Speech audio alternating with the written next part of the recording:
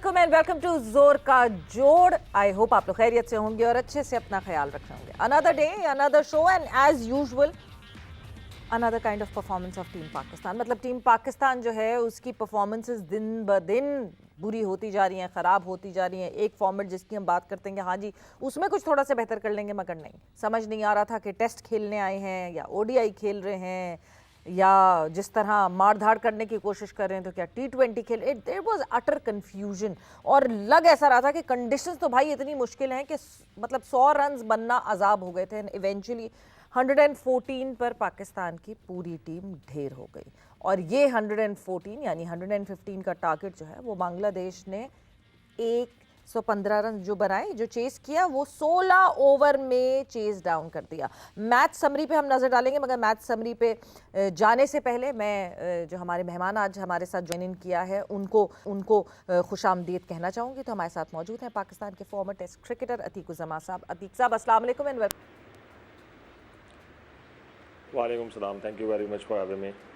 सो अतीक साहब, पहले ज़रा उस दुख पे जाने से पहले मैच समरी पे नज़र डाल लेते हैं और फिर ज़रा डिस्कस करते हैं कि मतलब ये what is happening with team Pakistan.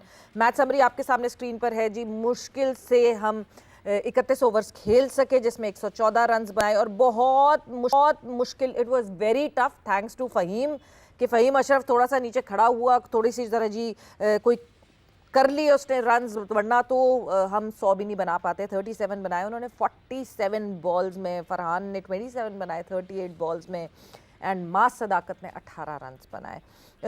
Rana की बात करें, नाहिद राना की बात करें तो Nahid Rana was on fire yesterday. Weather he was on fire या हमारे लड़कों को समझ ही नहीं आ रहा था। नाहिद राना टुक अ फाइफर और मिराज की 3 विकेटें, मुस्तफीज़ की 1 विकेट। बांग्लादेश ने जो है जवाब में 16 ओवर्स में ही जो है वो टारगेट अचीव कर लिया और 8 विकेटों से जीत हासिल की। सो बिल्कुल टाइम वेस्ट किए बगैर Atiq, what went wrong, in fact what is happening with team Pakistan?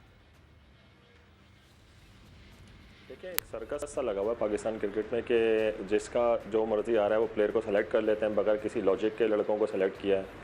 50 over की क्रिकेट बहुत कम हो रही है पाकिस्तान में। आपने देखा होगा कि अभी T20 टूर्नामेंट एक ख़त्म हुआ, फिर दूसरा शुरू हो गया। T20 क्रिकेट का वर्ल्ड कप हुआ, उसके बाद से 50 ओवर में स्विच करने के लिए आपको 50 ओवर की कोई प्रेपरेशन करनी होती है। तो आपके पास कोई प्रेपरेशन का वक्त था नहीं। आपने ये टूर भी लास्ट मिनट में बांग्लादेश को खुश करने के लिए अरेंज किया। आप पता नहीं कौन कौन से प्लेयरों को लेके गए। मैंने तो काफ़ी प्लेयरों का नाम भी नहीं सुना क्योंकि मैं भी पाकिस्तान क्रिकेट के साथ 2021 तक मुंसलिक था। तो जो लड़के उस वक्त चल रहे थे उसके बावजूद उन जो नए लड़के आने वाले थे उनकी अवेयरनेस थी मुझे, मगर इसमें कुछ लड़के ऐसे हैं जिसका मैंने कभी नाम इतना सुना नहीं है और उनको अचानक पाकिस्तान टीम में सेलेक्ट कर लिया गया एक सीज़न की परफॉर्मेंस पर। दिस इज़ वेरी एम्बैरेसिंग और बहुत ही अजीब सी सिचुएशन है। और मैं इनको देखता हूँ कि जब आपने इन्वेस्टमेंट की है पाकिस्तान के इतने अच्छे प्लेयरों में, for example Imamul Haq, Abdullah Shafique and all of a sudden वो प्लेयर आपके लिए बहुत बुरे हो गए और आपने अचानक से अंडर-19 और पाकिस्तान शाहीन में से 1-2 लड़कों को उठा के डाल दिया सिर्फ 1-2 परफॉर्मेंस की बिना पे। तो ज़ाहिर बात है जब आपकी 50 ओवर की प्रिपरेशन नहीं होगी, आपका 50 ओवर का टेम्परामेंट नहीं होगा, बॉलर्स को पता नहीं है कि 50 ओवर में गेंद हमने 3 स्पेल करने होते हैं। T20 क्रिकेट में आपको 2 छोटे स्पेल करने होते हैं। बैट्समैन को आपने फेसेस के साथ खेलना उनको खेलना होता है। T20 क्रिकेट में पावर प्ले 6 ओवर का होता है, उसमें आप बिल्कुल अग्रेसिव खेलते हैं, मगर 50 ओवर में पावर प्ले को आपने डिफरेंट तरीके से खेलना होता है कि आपके गोल्स होते हैं कि आपने पहले पावर प्ले में कितना स्कोर करना है, दूसरे में कितना करना है, तीसरे में कितना करना है और किस सिनेरियो के थ्रू जाना है। तो ये सारी लैक ऑफ प्रेपरेशन जो थी नज़र आ गई सामने कल और कुछ टेक्निकली भी लड़के बड़े एक्सपोज हुए हैं। ख़ासतौर पर शमील हुसैन जो लड़का है उसको मैंने देखा, जब मैंने उसका स्टांस देखा तो मुझे बहुत शामिल हुसैन उसको मुझे बहुत ही हैरत हुई स्टांस को देख के कि इतना जो है उसकी जो ग्रेविटी ऑफ स्टम्प के बाहर उसका सर गिर जाता है। तो वो तो कैंडिडेट LBW का या टांग पे जो बॉल आएगी इसको वो क्रॉस मारेगा तो उसमें खड़ी हो जाएगी बॉल। कल इसी तरह हुआ, उसने टांग पे जब बॉल आई थी तो उसने क्रॉस चला दिया उस बॉल को क्योंकि उसका सर कहीं और था और उसका बॉल की लाइन कहीं और थी, तो उसमें मिसजज हुआ और बॉल खड़ी हो गई। तो बहुत सी चीज़ें हैं सवेरा के ना, सिलेक्शन का प्रोसेस समझ में नहीं आता कि क्या है कि किस बेस पे आप सिलेक्शन कर रहे हैं, कौन सी बेसिस पे या कौन सी परफॉर्मेंस की बेसिस पे आप कौन सी टीम को सेलेक्ट करते हैं। तो ये काफ़ी चीज़ें इस वक्त है पाकिस्तान की जो बेसिक चीज़ें वो हम सही नहीं कर रहे। जब हम बेसिक चीज़ें सही नहीं करेंगे तो हमारा उसका रिजल्ट कैसे सही आएगा? जाहिर सी बात है, आप मतलब बेसिक्स कोई नहीं सही करेंगे। मगर मैं मतलब अतीक, आपने जो जिन लड़कों का नाम लिया कि इन नए लड़कों से पहले जो बाकी और लड़के थे उनका क्या हुआ? क्या ये इतनी तेजी से तब्दीली, ये जो चेंजेस हैं, ये जो लिटरली ग्रीन कैप्स बांटना है, ये क्या इसलिए हो रहा है कि लोग कहते हैं नहीं जी ओवरहॉलिंग करें, नए उसको लेकर आए, नए चेहरों को लेकर आए? ये उस प्रेशर को या उन सोशल मीडिया के प्रेशर्स को चुप करवाने के लिए हो रहा है, या फिर ये जो हमारे सीनियर्स हैं ये इनको चैलेंज देना चाह रहा है Pakistan cricket board, but obviously उस किस्म का टैलेंट नहीं है कि इनको वो चैलेंज दिया जा सके? देखिए, मैं इस बात से 100% मुत्तफिक नहीं हूँ कि टैलेंट नहीं होगा पाकिस्तान में। पाकिस्तान में टैलेंट ज़रूर होगा, मगर उस टैलेंट को किस तरह आप निखारते हैं, उसको किस तरह आप उनको बनाते हैं, ये सब में इंपॉर्टेंट चीज़ है। यहाँ पे क्लब क्रिकेट बिल्कुल ख़त्म हो गई है पाकिस्तान में। कराची में तो है ही नहीं क्लब क्रिकेट, जिसमें पहले ये होता था कि क्लब क्रिकेट के हम लोगों के दौर में 2000 या 90s के दौर में हम लोग 4 से 5 मैच वीक में खेला करते थे, तो हमें मैच की जो अवेयरनेस होती थी 50 ओवर की, वो बहुत अच्छी होती थी कि इस फेसेस में हमें किस तरह लेके चलना है, मैच को किस तरह जिताना है। बैक टू बैक परफॉर्मेंस करते थे, क्रीज पर खड़ा होने की आदत होती थी, तो ये एक नॉर्मेलिटी बन जाती थी। आजकल के दौर में देखेंगे पाकिस्तान की टीम में 20-25 रन की एवरेज वाले प्लेयर सेलेक्ट हो जाते हैं। आप इंडिया और पाकिस्तान को अगर कंपेयर कर लें तो इंडिया के जितने भी प्लेयर हैं, खासतौर पे जो टेस्ट क्रिकेट खेल रहे हैं या लॉन्गर फॉर्मेट 50 ओवर की क्रिकेट खेल रहे हैं, उनकी जो एवरेज है बैटिंग एवरेज 40 प्लस होती है, कुछ लोगों की 50 प्लस होती है, क्योंकि उन्होंने डोमेस्टिक क्रिकेट में इतना परफॉर्म किया हुआ होता है, उनको इतनी आदत बन चुकी होती है परफॉर्म करने की, तो वो उनके लिए हर क्रिकेट एक नॉर्मल सी लगती है। हमारे वहाँ नया लड़का आता है, उस पर प्रेशर भी होता है, जारी बात है, आपने उसको ग्रूम नहीं किया होता, आपने उसको पकाया नहीं होता, आपने कच्चे प्लेयरों को आप खिला देते हैं, फिर उनसे एक्सपेक्टेशन करनी शुरू हो जाते हैं, फिर मीडिया का प्रेशर और पब्लिक का प्रेशर, इस प्रेशर को हैंडल करना इतना आसान नहीं है।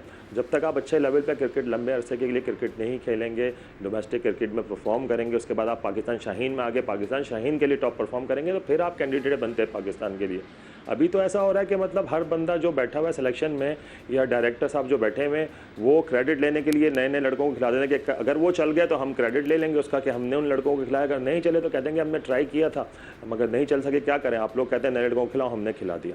तो ये सिस्टम जो है ना बहुत ख़राब है, यहाँ पे बायस्ड है। मैंने पूरी पाकिस्तान क्रिकेट के सिलेक्शन पे रिसर्च की थी अपनी मास्टर्स की थीसिस में यूके में, उसमें मैंने सिलेक्शन को बायस ही करार दिया था। वो अभी तक ये चल रही है। मैं हमारे ज़माने से जिस वक्त मैं क्रिकेट खेला था, मुझे भी उन्होंने कहीं से बुला के खिला दिया था। कैंप में नाम भी नहीं था, और कैंप में नाम के लिए मैं डिज़र्व करता था, मेरा कैंप में नाम नहीं आया और मैं टेस्ट क्रिकेट खेल गया।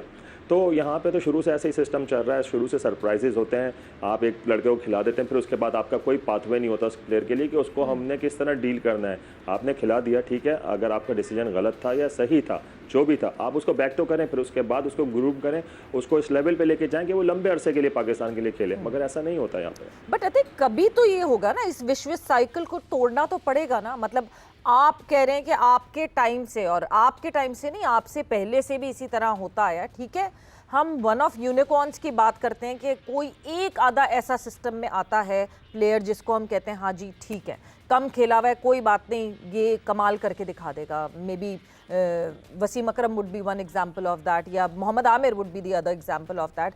ठीक है, फास्ट बॉलर्स में मैं फिर भी समझती हूँ कि उसी वक्त वहाँ आपको जहाँ दिख रहा है, जहाँ वो आपको स्पार्क में दिख रहा है, आप उसको स्पार्क में इस्तेमाल कर लें। बैटर्स के लिए you need to have a prerequisite कि टीम में ये लड़का सिर्फ जब आ सकता है जब लेट्स से मिनिमम 2 इसने सीजन्स खेले में, और नॉट जस्ट कोई और फॉर्मेट खेला हुआ हो, फर्स्ट क्लास खेली हुई हो, प्रॉपरली कायदे आजम ट्रॉफी खेली हुई हो, 2 सीजन्स में अच्छी परफॉर्मेंसेस दी हुई हो, that should be the pre requisite for a team.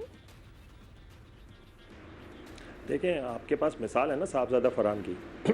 साहबजादा Farhan के लिए पूरी पब्लिक ने, हम लोगों ने, आप लोगों ने, सबने शोर मचाया था, क्योंकि वो डोमेस्टिक क्रिकेट में सालों साल परफॉर्मेंस कर रहा था। अब वो जैसे ही पाकिस्तान क्रिकेट में आया, उसने स्ट्रेट अवे परफॉर्मेंस करना शुरू कर दी, क्योंकि उसकी एक आदत बन चुकी है परफॉर्मेंस करना। जब आपकी एक आदत बन जाती है, आपका एक माइंडसेट बन जाता है, आपको पता होता है कि मैंने पावर प्ले में इस तरह खेलना है, मैंने पावर प्ले के बाद इस तरह खेलना है, मेरा ये गेम प्लान है, तो आप प्रेशर सिचुएशन को हैंडल करने की आपकी आदत हो जाती है, क्योंकि आपने मैचेस में वो चीज़ें हैंडल की भी होती हैं। यहाँ पे तो ऐसा नहीं है, यहाँ तो आप समंदर में फेंक देते हैं, कहते हैं तैरो। तो ये तो मैं उनको भी कहता हूँ ना कि जो पाकिस्तान के जितने भी करता धरता हैं, जो इस लेवल पे बैठे हुए हैं, उनको इन चीज़ों को सोचना चाहिए, उनको इन चीज़ों को सोचना चाहिए कि यार जो हम जो लीडरशिप पोजीशन पे जिन लोगों को बिठा रहे हैं, क्या उनके पास इतनी क्वालिफिकेशन है कि वो अच्छे फैसले ले सकें। मेरे ख्याल से तो पहले उनका एहतसाब होना चाहिए। आप क्वालिफाइड लोग लेकर आएँ, जो एक्सपीरियंस लोग हैं, जिन्होंने इस लेवल पर काम किया, जिनकी एजुकेशन अच्छी है, जो समझते हों कि पाकिस्तान टीम की सिलेक्शन किस तरह होनी चाहिए। देखिए, मैं इंग्लैंड टीम के लिए, मैं इंग्लैंड की मेंस और वुमेन्स के लिए स्काउटिंग करता हूँ, मैं 4 साल से कर रहा हूँ, और हमारे वहाँ ऑब्जेक्टिव एनालिसिस होते हैं प्लेयर को सेलेक्ट करने के लिए, और बहुत ज़्यादा थिंक टैंक बैठ के तकरीबन हमारे 20 से 25 स्काउट्स होते हैं, वो आपस में बैठ के रिकमेंडेशन देते हैं। और रिकमेंडेशन भी ऐसी नहीं कि उन्होंने देख लिया, उनको पसंद आ गया, उनके पास प्रॉपर ऑब्जेक्टिव एनालिसिस होते हैं प्लेयर के, बैटिंग के भी, बॉलिंग के भी, फील्डिंग के भी और फिटनेस के भी। उसके बाद जाके इनकी डिबेट होती है सेलेक्टर के साथ, तो सेलेक्टर को रिकमेंडेशन जाती है। अच्छा, मैं यही रोकूंगी आपको, आपने कहा ऑब्जेक्टिव एनालिसिस होते हैं, क्या पाकिस्तान में ऑब्जेक्टिव एनालिसिस जैसी कोई चीज होती है, या फिर सिर्फ पेपर देखा किसने कितने रन्स बनाए, किसने कितनी विकेटें ली एंड दैट्स इट? मतलब ऑब्जेक्टिव एनालिसिस नहीं होते with the situation, with the scenario, with the conditions, with the bowlers के आपके सामने कंपटीशन कौन था? मुझे तो नहीं लगता कि यहाँ इन बेसिस पे कभी भी कोई काम हुआ है। नहीं, कभी भी काम नहीं हुआ। जब मैं एनसीए में आया था तो मैं एज अ फील्डिंग कोच और विकेट कीपिंग कोच लगा था। उसके बाद जाके मैंने इसी चीज़ को इम्प्लीमेंट करने की कोशिश की, और मैंने फील्डिंग का एक सिस्टम बनाया कि फील्डिंग के कम से कम हम ऑब्जेक्टिव एनालिसिस करें, और एक पूरा एक सिस्टम बना के हमने उसको ट्रायल किया। ट्रायल करने के बाद हमने पाकिस्तान में पूरे 540 लोगों के हमने फील्डिंग एनालिसिस इकट्ठे किए, जिसमें हम लोगों को उनकी स्ट्रेंथ और वीकनेसेस का पता चला, ताकि आप उसी के हिसाब से उनके साथ काम कर सकें। फॉर एग्जांपल, अगर आप बाउंड्री पे फील्ड करते हो और आपके पास से हमेशा 2 रन हो जाते हैं, तो उसकी 2 वजह हो सकती हैं। एक तो ये आप बॉल पे बहुत स्लो आ रहे हो, और दूसरा ये आपका थ्रो, या तो थ्रो आपका हल्का। अगर आपकी दोनों चीज़ें हल्की हैं तो उसका मतलब है आप बाउंड्री के फील्डर ही ना हो। तो उसके एनालिसिस करने पड़ते हैं, उसके नंबर्स निकालने पड़ते हैं। उसके बाद आप बता सकते हैं इस प्लेयर के अंदर क्या वीकनेस है, क्या उसको थ्रो में इशू है या उसकी एजिलिटी में इशू है कि वो बॉल पे बहुत स्लो आ रहा है। तो ये सारी चीज़ें करी थी, और जब से मैं छोड़ के गया हूँ तो माशाल्लाह से वो चीज़ें बिन में पड़ी हुई होंगी पीसीबी के, कोई उन्होंने इस्तेमाल करने की कोशिश नहीं की, ना ही ये पूछने की जहमत की कि इसको इस तरह इस्तेमाल किस तरह किया जाता है। तो हमारे वहाँ प्रॉब्लम ये है सवेरा कि अगर कोई बंदा अच्छा काम करके भी जाता है ना, उसके काम को ये लोग कंटिन्यू नहीं करते, उस काम को वहीं पे छोड़ देते हैं। हर बंदा अपने लिए तुर्रम खान बनने की कोशिश करता है, कहता है कि मैं अपने लिए कोई चीज़ लाऊं, क्रेडिट दूं।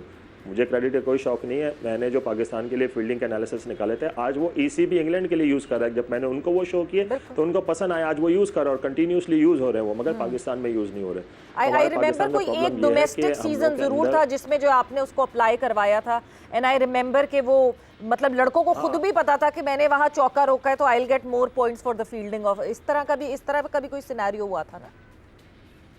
आप, मुझे याद है आपने मेरा इंटरव्यू लिया था वहाँ पे, पिंडी में टूर्नामेंट हुआ था जिसमें मैंने जाके पूरे मैच टू मैच एनालिसिस किए थे। हमने एक सिस्टम निकाला था जिसमें हर टीम को ये पता था कि आज की जो बेस्ट फील्डिंग साइड होगी उसका पॉइंट सिस्टम इस तरह बेस्ट फील्डिंग साइड होने के लिए हमें ये करना है। और फाइनल में सारे पॉइंट्स को इंक्लूड करके एक टीम को अवार्ड भी मिला था बेस्ट फील्डिंग का। तो मुझे याद पड़ता है कि शादाब और दूसरे जितने भी लड़के थे ना, वो सुबह आके ना मुझे यही कहते थे कि आज देखिए कि हमारी टीम बेस्ट फील्डर होगी मैच की। तो एक सिस्टम बना हुआ था, एक मोटिवेशन बनी हुई थी, एक थोड़ी सी नई चीज़ हम कर रहे थे जिससे हमें फ़ायदा हुआ था।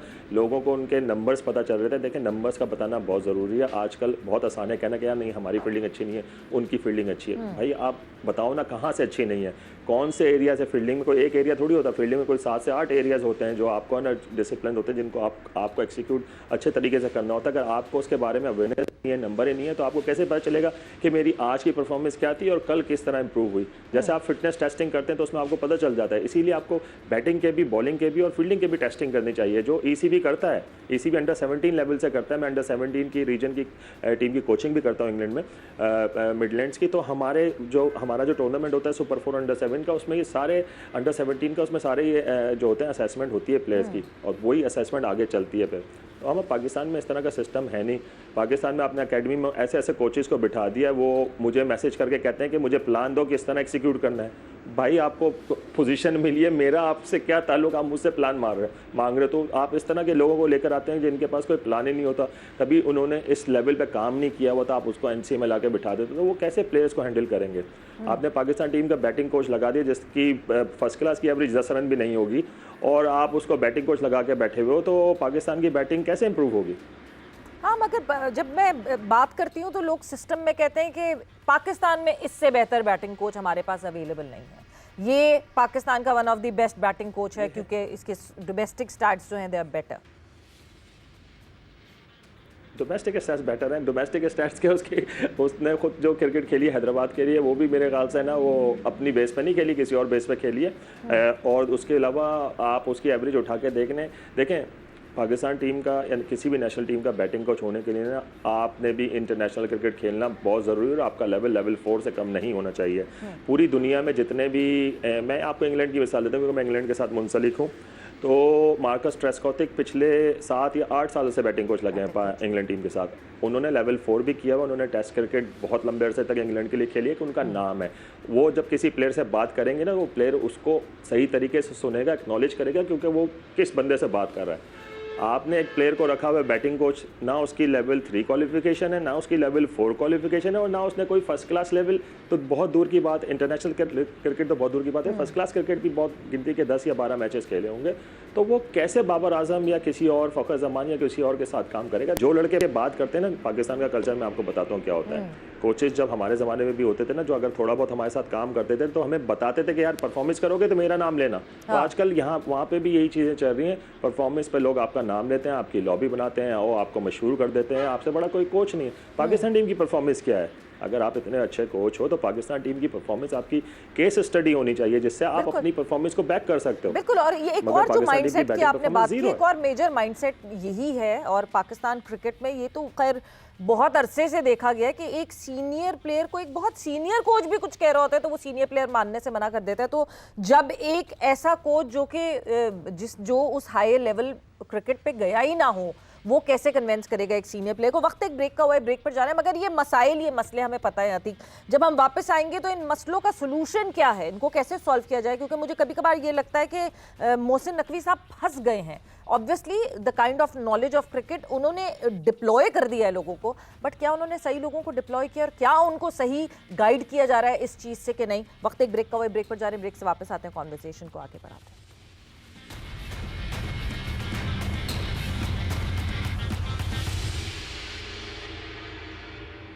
And welcome back to जोर का जोड़ in conversation with the former test cricketer of Pakistan Atiq उज़्ज़मा। Atiq साहब, गुफ्तगू को मेरे ख्याल से आगे बढ़ाते हैं और हमने जो है बहुत सारे प्रॉब्लम्स हमने ज़रूर आइडेंटिफाई किए हैं, बट जब सॉल्यूशंस की तरफ आते हैं और सॉल्यूशन की बात करते हैं, मतलब अभी मैं सिर्फ अगर कल के मैच को फोकस करूँ, सिस्टम में क्या मसले हैं, मसाइल हैं, हमें पता है ग्रास रूट लेवल पे सही नहीं हो रहा, मेरिट पे काम नहीं हो रहा।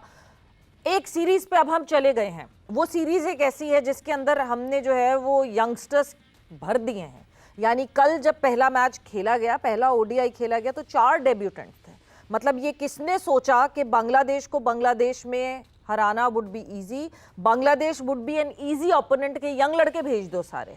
ये कहाँ से ये सोच आई? और अब तो ये स्क्वाड है हमारे सामने।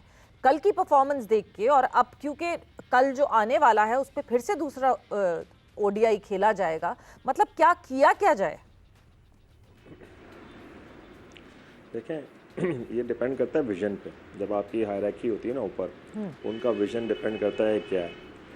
जब आप इस लेवल पे बैठे होते हैं ना, पाकिस्तान लेवल का मतलब है हाई परफॉर्मेंस लेवल। यहाँ पे परफॉर्मेंस मैटर करती है। भले आप जिस तरह भी मैचेस जीतते हो डिपेंड नहीं करता, मैचेस जीतना बहुत ज़रूरी है। और आपकी परफॉर्मेंस ऊपर होती है, आप मैचेस ज़्यादा जीतते हो, उसके बाद जाके आपकी अकाउंटेबिलिटी होती है और उससे आपका फ्यूचर डिसाइड होता है। ये मैं लीडरशिप रोल्स की बात कर रहा हूँ, सिलेक्शन में और डायरेक्टर हो, जो भी एनसीए के और जो भी ऊपर बैठे हुए उनके लिए बात कर रहा हूँ। जब पाकिस्तान टीम की परफॉर्मेंस ख़राब होती है तो पाकिस्तान टीम के प्लेयर ड्रॉप हो जाते हैं, पाकिस्तान टीम का कप्तान हट जाता है, मगर ऊपर जो उनको सेलेक्ट करता है वो कभी नहीं हटते। ये हमारा शुरू से मसला चल रहा है। तो आपने पहले ये देखना है कि पहले अकाउंटेबिलिटी ऊपर से होनी चाहिए। तो क्लैरिटी नहीं है ना सिलेक्ट करने के लिए। मतलब हमारे पास कोई चीफ सेलेक्टर तो है नहीं अतीक, हमारे पास एक सिलेक्शन कमेटी है और फिर उसके बाद कोच हैं जिनके ऊपर नाम आता है कि हाँ जी ये at the end of the day Mike Hesson की से है कि कौन टीम में होगा और कौन नहीं होगा। बट हमारे पास तो कोई चीफ सिलेक्टर ही नहीं है। हाँ, अगर आप खुद समझना चाहें तो आप आकिब जावेद को समझ जाए। अब माइक हैसन को आप मुझे बताएं डोमेस्टिक क्रिकेट की क्या नॉलेज है? क्या वो डोमेस्टिक क्रिकेट जाके देखता है? क्या वो देखता है कि जिस लड़के ने परफॉर्मेंस दी है उसने किस सिचुएशन में परफॉर्मेंस दी है, उसकी परफॉर्मेंस मैच विनिंग थी या सिर्फ उसने परफॉर्म किया हुआ? देखिए आजकल की पाकिस्तान की डोमेस्टिक क्रिकेट ऐसी हो गई सवेरा, यकीन करें मैं देखता हूँ तो मुझे हैरत होती है कि इतना ख़राब स्टैंडर्ड है पाकिस्तान डोमेस्टिक क्रिकेट का कि मेरा दिल करता है कि मैं दोबारा से रिटायरमेंट वापस लेके क्रिकेट खेलना शुरू कर दूँ। शायद मैं भी जाके वहाँ पर परफॉर्मेंस करना शुरू कर दूँगा। ना बॉलिंग का कोई स्टैंडर्ड है, ना पिचेस का स्टैंडर्ड है, ना बॉल का स्टैंडर्ड है। बहुत सी चीज़ें हैं ऐसी ख़राब हो रही हैं। अब हर बंदा जाके जो होता है ना आजकल जाके डोमेस्टिक क्रिकेट में रन करता है। देखें आप जिस प्लेयर की मैं अभी बात कर रहा था उसकी टेक्निक का, डोमेस्टिक क्रिकेट में उसने 4 डे में रन किए में, मगर आप उसकी टेक्निक देखें और जो जितने भी अच्छे कोचेज़ हैं ना तो पाकिस्तान में जो इस वक्त काम नहीं, देखें जितने अच्छे कोचेज़ हैं वो पाकिस्तान में तो पहली बात है वो काम ही नहीं कर रहे, ठीक है ना। वो बैठ के मीडिया पे कमेंट्स कर रहे हैं सिर्फ हमारी तरह, और या रऊफ़ हो गया या और जितने भी क्वालिफाइड लड़के हैं, यासिर अरफात हो गया, मैं इनकी बात कर रहा हूँ। तो आप उनसे अगर आप पूछेंगे ना कि बायोमैकेनिक्स बैटिंग की क्या होती है और बैटिंग की जो मूवमेंट होती है, एक एलीट लेवल के प्लेयर की मूवमेंट होती है, उसकी स्किल्स होती हैं, किस तरह उसकी टेक्निकल स्किल्स होती हैं, तो वो देख के कुछ प्लेयरों को बता देंगे यार ये प्लेयर तो चल ही नहीं सकता, इस प्लेयरों को एज अ कोच तो हम हर मैच में 10 ओवर के अंदर अंदर आउट करके दिखा सकते हैं क्योंकि उनके टेक्निकल फ्लॉज हैं। पाकिस्तान डोमेस्टिक क्रिकेट में जाते हैं, विकटें अजीब सी होती हैं, बॉलिंग लेवल डिफरेंट होता है, वहाँ जाके ये परफॉर्म कर जाते हैं। जब इंटरनेशनल क्रिकेट में आते हैं उनसे नहीं होता क्योंकि टीमें वर्कआउट कर लेती हैं आपको। देखें बैटिंग बहुत ही कॉम्प्लेक्स एक पार्ट है मैच का, और अगर आपकी टेक्निकल एबिलिटी अच्छी नहीं है आप एक्सपोज हो जाते हैं बड़ी क्रिकेट में, खासतौर पे 50 ओवर या टेस्ट क्रिकेट में आप एक्सपोज हो जाते हैं। T20 में शायद आप चल जाएं, आपका तुक्का लग जाए कि आप एक मैच परफॉर्म करें उसके बाद 4 मैच ब्लड अतीक, ये क्या ये कोई एक सही एक वो था, एक डिसीजन था कि आप जी इतने सारे यंगस्टर्स की टीम बनाकर जो है वो बांग्लादेश भेज दें? Was it an easy opponent? नहीं, देखें जब आपको प्लेयर्स को चांस देना होता है ना तो आप तरीके से चांस देते हैं। उसके अराउंड जो होता है एक कोर आपका स्क्वाड होता है जो मेन सीनियर प्लेयर्स का स्क्वाड होता है जिनको एक आदत होती है, जिन्होंने 50-50 60-60 ODI खेले हुए होते हैं या 100-100 ODI खेले हुए होते हैं, वो उनके साथ होते हैं, वो उनको ग्रूम करते हैं। आप 4 से 5 लड़कों को दे देंगे तो इसका मतलब है आपने हाफ ऑफ द टीम जो है आपने वनरेबल खिला दी। आपको पता नहीं है परफॉर्मेंस करेंगे नहीं करेंगे, आप खिलाते हैं 20% लोगों को मौका देते हैं और 80% जो होता है आपके सीनियर प्लेयर्स होते हैं जो टीम को लीडरशिप रोल में लेके चलते हैं, और वो लड़के जो होते हैं वो ग्रूम करते हैं आपके नए लड़कों को। फॉर एग्जांपल अगर आपने ओपन खिलाना है तो किसी सीनियर प्लेयर के साथ ओपन खिलाएं जिसका कम से कम 50 और 60 ODI उसने खेले हो, ताकि वो उस बंदे को अपने साथ ग्रूम करे। मिडिल ऑर्डर को खिलाना है उसके साथ भी एक सीनियर प्लेयर मिडिल ऑर्डर होना चाहिए। आपने कीपर को, सेकंड कीपर को उठा के रख दिया, आपने इन्वेस्टमेंट की है रोयल नज़ीर पे, आपने इन्वेस्टमेंट की है हसीबुल्ला पे, आपने इन्वेस्टमेंट की है दूसरे कीपर्स में, आपने जाके T20 क्रिकेट में आपने उन कीपर्स के साथ वर्ल्ड कप में खेल गए जिन्होंने कभी अपने डिपार्टमेंट के लिए, कभी रीजन के लिए विकेट कीपिंग ही नहीं की, आपने उनको as a wicket keeper batsman खिला रहे हो, ठीक है। और आप जो लड़के जो डोमेस्टिक क्रिकेट में परफॉर्म करते रहे, जैसे रोयल नज़ीर हो गया, पाकिस्तान शाहीन का कप्तान रहा है, उसने सेंचुरियाँ स्कोर की हैं पाकिस्तान शाहीन के लिए, आप उसको मौका नहीं दे रहे किसी क्रिकेट में, तो उस बेचारे बच्चे का क्या कुछ। अगर आपने किसी यंगस्टर को खिलाना है तो आप उसको खिलाओ ना जो इतने सालों से डोमेस्टिक क्रिकेट खेल रहा है, शाहीन के लिए परफॉर्म कर रहा है। आपने एक कल के बच्चे को आगे उठा के आपने डाल दिया, तो आपने वो जो 2 लड़के थे पीछे जिन्होंने परफॉर्मेंस की हुई, जो अपने चांस का इंतजार करें, उन्होंने तो डिसाइड होना है ना। जैसे मैं डिसाइड होकर पाकिस्तान छोड़ के चला गया था कि मेरे बाद वाले जो विकेट कीपर्स थे वो आके खेल गए, उनकी परफॉर्मेंस 0 थी, मैंने डोमेस्टिक में टॉप किया और मैं नहीं खेल रहा था, ठीक है। तो फिर इसी तरह होता है ना कि आपके जो अच्छे प्लेयर होते हैं वो डिसाइड हो जाते हैं, वो दूसरे मुल्क में जाके खेलना शुरू करते हैं। देख लें हसन खान आप बिग बैश लीग खेल रहा है मगर वो PSL का हिस्सा नहीं है, पाकिस्तान की डोमेस्टिक में नहीं खेल सकता, मगर वो बिग बैश लीग के लिए फ्रेंचाइज के लिए वो अच्छा है। साद अली हो गया, इतना अच्छा प्लेयर था आपने ज़ाया कर दिया। एहसान आदिल हो गया, वो अब USA से खेल रहा है। तो आपकी जो जितनी क्रीम है पाकिस्तान की जो अच्छी है वो डिसाइड होकर दूसरे मुल्कों में जाके वहाँ चांस लेना चाह रही है, और आपके अपने मुल्कों में उसके साथ ज्यादती हो रही है क्योंकि आपका सिस्टम ही खराब है। आपके सिस्टम में मेरिट पे जो है सिलेक्शन नहीं हो रहा, और अगर कहीं मेरिट पे सिलेक्शन होता भी है तो वो लड़का बेंच पे बैठा रहता है, उसकी रोटेशन उस तरह नहीं होती। बट अब कल क्योंकि हमने दूसरा ODI खेलना तो है, we are up for this series, we are there in Bangladesh, Dhaka में हमने दूसरा ODI खेलना है। क्या करना चाहिए अब जो हमारी लिमिटेड रिसोर्सेज है, उस रिसोर्सेज में कैसे अपने आप को जो है वो यूटिलाइज करें और अप्लाई करें कल के ODI के लिए? कल के आपने किस्मत पे यकीन करना होगा, आपने दुआ करनी होगी कि शायद यही लड़के कुछ परफॉर्मेंस कर दें इस मैच में, क्योंकि 50 ओवर की क्रिकेट ऐसे नहीं है कि एक बंदा परफॉर्म करेगा तो आपका स्कोर जैसे T20 में होता हो जाएगा। आपको 3 से 4 जो प्लेयर हैं कोर प्लेयर, उनको परफॉर्म करना पड़ेगा। 50 ओवर की क्रिकेट पूरी खेलनी पड़ेगी। आप 30 ओवर नहीं खेल पाए, आपका ओपनिंग स्टैंड इतना अच्छा हुआ था, बुरा नहीं हुआ था ओपनिंग स्टैंड, मगर उसके बाद आपको एक स्टेबिलिटी मिल गई थी, आपको लेके चलना चाहिए था, क्योंकि आपके पास सारे यंग लड़के हैं, आपने उनको समंदर में फेंक दिया और अभी उन्होंने नई स्विमिंग सीखी है तो वो ज़्यादा देर रेजिस्ट नहीं कर सकते। तो आपको चाहिए कि एक अच्छा सा कॉम्बिनेशन बनाएं, बैटिंग ऑर्डर बनाएं, तो उस तरीके से बैटिंग ऑर्डर बनाएं कि आपके सीनियर प्लेयर जो हैं वो बीच में आके टीम को स्टेबिलिटी दें। आप यंगस्टर पे छोड़ देंगे तो फिर वो लक पे हो जाएगी ना सारी चीज़ें। मैं होप करता हूँ कि ये लड़के परफॉर्मेंस करें। मैं उनके अगेंस्ट नहीं हूँ, ना मैं पाकिस्तान टीम के अगेंस्ट हूँ, ना मैं इन प्लेयर्स के अगेंस्ट हूँ। मैं चाहता हूँ कि ये लड़के परफॉर्मेंस करें, मगर उन परफॉर्मेंस करने के लिए एक स्टेबिलिटी, एक उनका एक जवाब भी होना चाहिए और एक कॉन्फिडेंस होना चाहिए उनके पीछे। बेचारों के पीछे कॉन्फिडेंस नहीं होगा अभी, क्योंकि वो अचानक पाकिस्तान टीम में आ गया। अभी तो वो ओवरवेल्म बैठे हुए, एक्साइटेड बैठे हुए। एक्साइटमेंट को हटा के आपने पाकिस्तान के लिए अपनी स्किल को इन्हांस करना पड़ेगा और अपनी स्किल पे फोकस करके उसको एक्सिक्यूट करना पड़ेगा ग्राउंड में। और आई एम श्योर कि हो सकता है कि कल पाकिस्तान की टीम डिफरेंट नज़र आए और परफॉर्मेंस करे, और मेरी दुआएं उनके साथ हैं वो करें। और अगर नहीं करते तो फिर हम लोगों को इन गलतियों से सबक सीखना पड़ेगा जो ब्लंडर हम लोगों ने किए हैं। बिल्कुल, आई होप कि डिफरेंट नजर आए, बिकॉज मतलब जिस तरह कल की परफॉर्मेंस हुई उससे तो ऐसा लगा कि हम कुछ कर ही नहीं पाएंगे इस टीम के सामने। हम जब अपने पूरे कोटा के 50 ओवर नहीं खेल पाए तो उसके बाद तो कोई और कहानी बनती नहीं है। मगर वही जो आपने बात कही कि सीनियर के साथ एक जूनियर आप साथ लगाते हैं और उसके बाद चलते हैं, मगर आप तो डेब्यूटेंट्स पे डेब्यूटेंट्स की लाइन लगा देते हैं। आप ओपन करवा रहे हैं और दोनों डेब्यूटेंट्स ओपन कर रहे हैं, उसके बाद वन डाउन भी जो है वो एक डेब्यूटेंट आते हैं उसके कुछ नंबर बाद भी, और सीनियर्स ने भी वैसे क्या किया। बट हाँ, बिल्कुल देखना पड़ेगा कि पाकिस्तान टीम किस तरह खुद को अप्लाई करती है कल के इस ओडीआई में। बट अतीक, थैंक यू, बहुत बहुत शुक्रिया आपके टाइम का, thanks a lot. I hope कि कहीं ना कहीं आज भी पहुंचे उन डिसीजन मेकर्स तक कि किस तरह हम चीज़ें सही कर सकते हैं। हम सब पाकिस्तान क्रिकेट की बेहतरी चाहते हैं और उस बेहतरी के लिए हम मुसलसल आवाज़ उठाते रहेंगे, बात करते रहेंगे। बट विद दैट, जोर के जोड़ का वक्त यहाँ पे ख़त्म हुआ। Sawera Pasha signing off, take care, bye bye, अल्लाह हाफ़िज़।